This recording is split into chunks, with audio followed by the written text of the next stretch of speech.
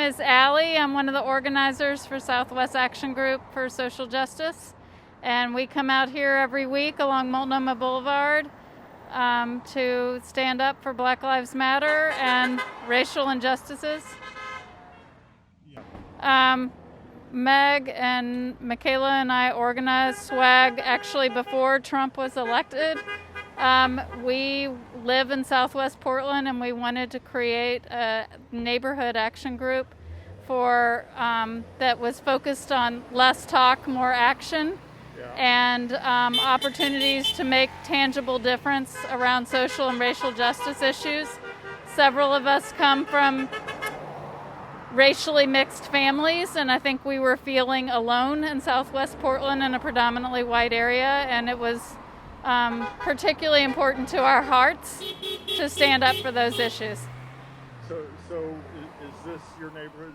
This is our neighborhood. Normally, pre-pandemic, SWAG met monthly in person. We've had some virtual meetings, but we've been coming out here along Multnomah Boulevard regularly and done this in conjunction with some other local action groups, such as Stand on Every Corner and 350 PDX. So you were along the wall of moms. I went down, and I had not done downtown Portland protests recently because I had been concerned as well about COVID and level of, unrest possibly, or agitation, and but I did go down as a part of the Mom Wall, and I found it incredibly inspiring. I was there Monday night, plan to go again tomorrow night, as long as I have the blessings of my family to do that. I would say everyone was wearing masks. I can only speak to the time that I was there.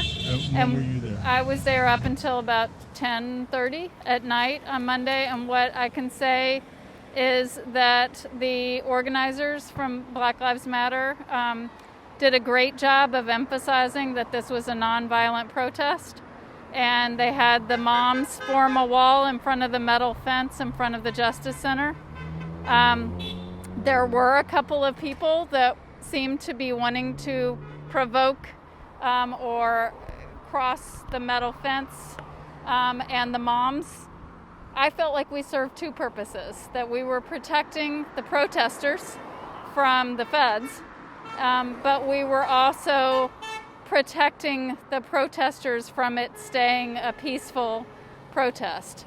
And we didn't let protesters get past our Mom Wall either while I was there. And I will say that I heard a number of times the organizers emphasizing to people that seemed to want to provoke or escalate that the Black organizers were saying that we want to keep this peaceful, we don't want it to get destructive, and saying that we're the ones that get blamed if it becomes destructive, and emphasizing that that's not how they wanted it to go. I will say it was absolutely terrifying when the federal troops came out behind us. So picture we're in front of the Justice Center. It's boarded up. There's a metal fence that's protecting it from protesters damaging property. And there's like a kind of covered area in between the fence and the actual wall of the building. And so the moms stood along at the perimeter of the building with their backs facing against this metal fence, and the crowd and the organizers were in front of us. And then about 10 minutes into it, a bunch of federal troops, PPB, feds, I don't know who they were armed. From the federal building. They came out of the Justice Center behind the Mom Wall, and they had what appeared to be, I assume it was non-lethal munition, but it was what looked like rifles, and they were lined up and silent right behind the Mom Wall, and it was terrifying. It was absolutely terrifying. And I struggled with, do I want to stick around, because I felt like I was doing something really important. But I also felt pretty afraid.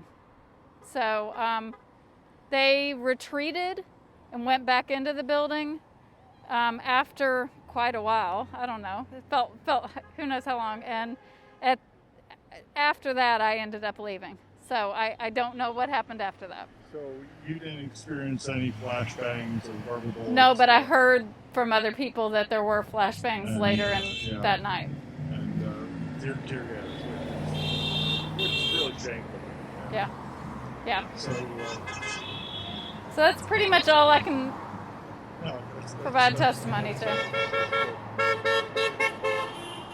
And I plan to go again, but honestly, I probably will leave by 11 because I am concerned about escalations. I think people have a lot of fear, and I'm concerned about the feds escalating. I mean, it is absolutely clear that the presence of people downtown has just grown astronomically because of the federal troops coming in.